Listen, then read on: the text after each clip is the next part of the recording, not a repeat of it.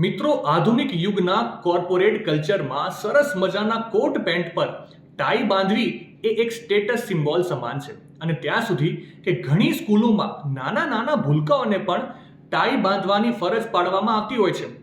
પરંતુ શું તમને ખબર છે, નેક ટાઈ તમારા સ્વાસ્થ્યને ઘણા ખરા અંશે નુકસાન પહોંચાડી શકે છે. શું છે આખી બાબત, હું તમને ઝડપથી જણાવી દઉં તો આધુનિક યુગમાં હવે કામ મુજબ અને પ્રસંગ મુજબ પોશાક પહેરવું એ એક સામાન્ય જીવન પદ્ધતિ બની ગઈ છે.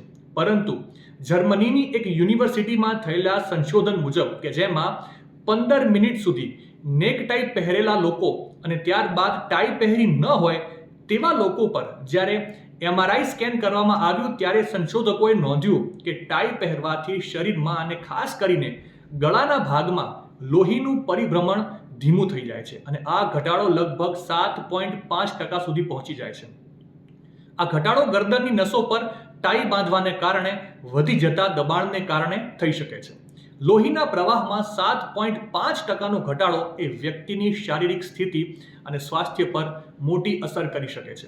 અને આ સિવાય જેમ મેં તમને પહેલા કહ્યું એમ ઘણી સ્કૂલોમાં બાળકોને પણ સ્કૂલ ડ્રેસ સાથે ટાઈ પહેરાવવામાં આવતી હોય છે. ક્યારેક સ્કૂલમાં તોફાન મસ્તી કરતા જો બાળક સામસામે એકબીજાની ટાઈ પકડી લે અને ગળામાં એ ટાઈ વધારે ચુસ્ત રીતે બંધાઈ જાય તો એના ખરાબ પરિણામો પણ આવી શકે છે. તો મિત્રો, આવી સ્થિતિમાં તમે ટાઈ પહેરો પણ તેને વધારે ટાઈટ ન બનાવો.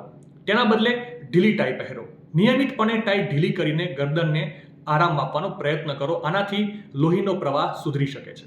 માહિતી સારી લાગી હોય તો રીલને વધારે શેર કરજો અને આવી જ અવનવી માહિતી માટે સંદેશ ડિજિટલ સાથે જોડાયેલા રહેજો.